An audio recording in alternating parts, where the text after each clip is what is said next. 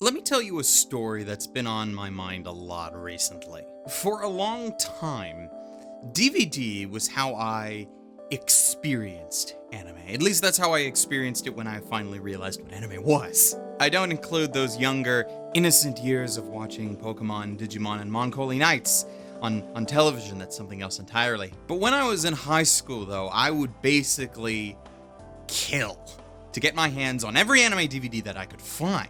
I traversed every avenue that I could find, every avenue available to me to be able to watch more of this thing that I had come to love.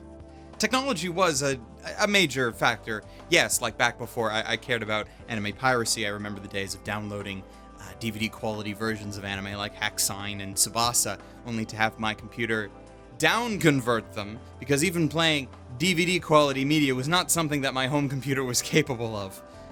So at the time, DVDs, physical DVDs, were my lifeblood. And I didn't even care what anime I got either. Chobits, City Hunter, Trigun, oh yeah, just pass that along, thank you very much. But eventually, I got to a place financially where I could start being the guy who didn't just borrow all the anime that his friends had, but maybe buy some of my own. Anime cons were great for this. Conventions, great, loved them. Since I didn't have a credit card until much later, so being able to buy stuff online was next to impossible for me. And so, like, my local con of Anime North had loads upon loads of anime DVDs and merchandise to sell. And over the years, it kind of became this thing between me and my friends to scour the dealer's hall and either find extreme deals on DVD or just find a copy of some rare, hard-to-find show that we could watch together. Like picking up the entire series of Gankutsuo in its original Geneon box for $5. The death of Geneon. Such an interesting time for an anime collector. But that's really what it has become, though. Collecting. Even if it just took me a long time to realize it. It was one of those things where I had always looked at people who could afford Figmas, Nendroids, and other figurines, that sort of thing. Those hundreds of dollars of stuff. I always used to consider that thing just such a waste of money for something that's just going to be sitting on a shelf.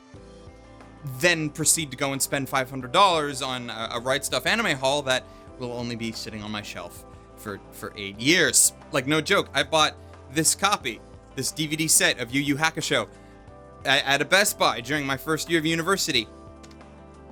In the 8 years since I have owned this DVD set, the DVDs have never left their case. I realize that's a tragedy, but this video isn't about how horrible I am for not having watched Yu Yu Hakusho despite my love for Hunter x Hunter. Like, sure, the stuff that I bought is multi-purposed, right? I can use what I bought to have a delightful media experience for both me and my friends, but for the vast majority of the item's existence, it'll just remain on my many shelves. What really matters is not what a thing can do for you, but how you're going to use it. Like, you can go and buy a brand new car and you can drift it on a downhill course while blasting Eurobeat from your fancy new Bose speaker system, Initial D style. But any feature that supports that is superfluous when 99% of the time you just bought the car to do the same 20-minute commute to and from work every day. Collecting anime on DVD and Blu-ray now has just become plain collecting. There are very few reasons nowadays to purchase anime on physical media if all you want to do with it is watch it like once. Like, why do that when paying for a streaming service would do? There are a few people out there, to my knowledge, who still buy DVDs just so that they can watch the show. But those that do, sometimes have compelling reasons. So let's go over a few of those. For one, buying an anime on DVD means that you can watch it whenever you want. If your internet goes down, or if your favorite streaming service is having server issues, you're still good. You got the thing. Great. Like, another good reason is that anime licensing. Anime licensing, that's a fickle thing. If a streaming service loses the license to a show, then it'll probably be unavailable for quite a while. But as long as it ever came out on disc, even if you don't own it in the moment that the license expires, those discs can still be out there for you to buy.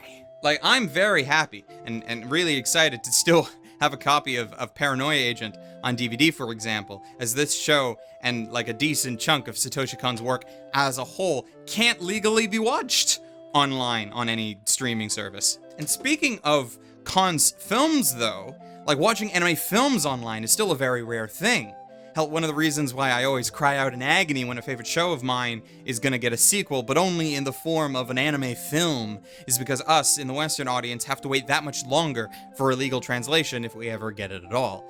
We are getting things a lot more reliably and faster in recent years, but if you are in the West, buying an anime film on physical media is still the most reliable way to watch any theatrical anime, as far as I can tell right now. Like, while it is true that there have been a surge of companies getting into anime film licenses and releasing them into theaters, like 11 Arts and G-Kids and even Funimation's own film arm, to name a few, there's never a guarantee that those films will ever make it to a nearby theater. And even if they do, that you'll have the time off to be able to go and see it.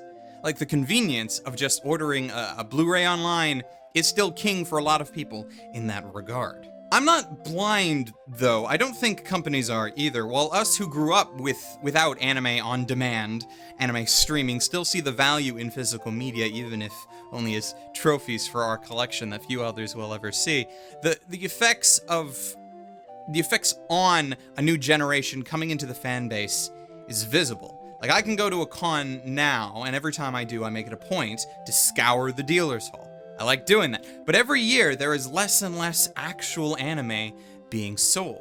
Like, if the con has a Funimation or a Sentai booth, or even if Discotek makes their way out to that con, then DVDs will still be there and won't be fully gone. But beyond that, I don't see many of them. DVDs probably just aren't profitable for them. Like figures, apparel, and hell, even just manga have been far more prevalent in recent years.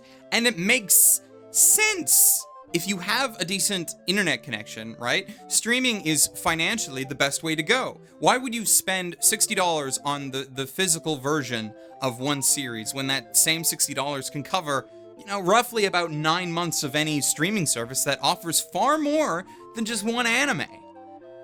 But the question I asked with the video title was, I think I haven't actually written the title, but we're getting there. Is physical anime releases dead?